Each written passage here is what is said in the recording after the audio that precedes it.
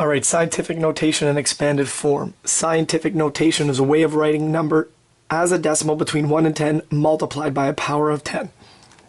The number we're going to be using, 70,120. Now you need to count for all the numbers in this. You can't just use 7 and disregard the other numbers. If it was 70,000 even, you could, but it's not. So you need to count for all the numbers. That's why I have this blue line under here. Now the other 10 to the power of 1 is 10. 10 to the power of 2 is 100. So basically anytime you write out to the power of, we know it's the base times the base again. Easy way for the tens one that I always think about, it is 1 with 2 zeros. It is a 1 with 1 0. So that's going to prompt us. So 70,120. I already know it's in the 10,000 column. So where would I put the decimal? Here or here?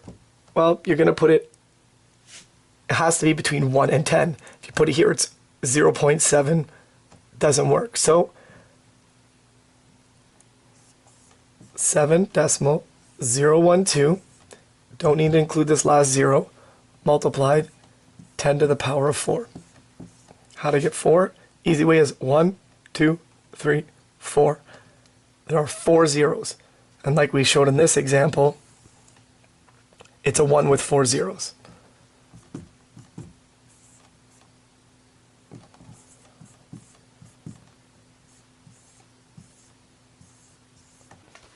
All right, expanded form now.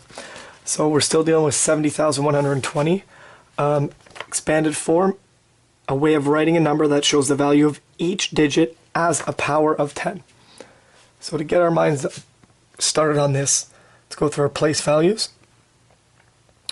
So you have the 1, you have the 10, 100, 1,000, 10,000. These can be expressed as powers of 10. 1, you can't really add a power of 10. 10 to the power of 1, 10 to the power of 2, 10 to the power of 3, 10 to the power of 4. These are to the power of, guys. I know it's a little small.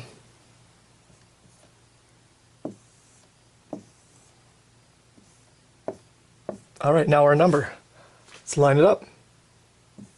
7, 0, 1, 2, 0. So in the 10,000 column, we have 7 units. So it becomes 7 times 10 to the power of 4. In the 1,000 column, there's no units. Go to the next column. Hundreds, there's one of them. So it's 1 times 10 to the power of 2. Plus 2 times 10 to the power of 1.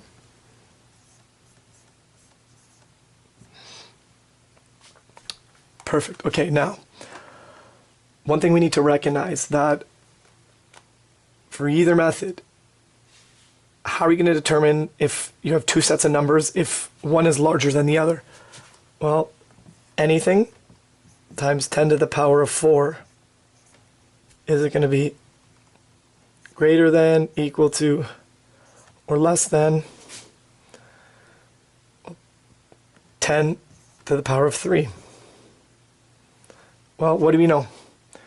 Going back over here, 10 to the power of 3 is in the 1,000 column. 10 to the power of 4 is 10,000. Therefore, anything 10 to the power of 3 could never beat 10 to the power of 4, will never be greater. This will always exist. So when doing either one, a great way to assess if I'm going to ask you which number is bigger, look at the exponent. The higher the exponent, meaning it will be a higher number, because it'll keep progressing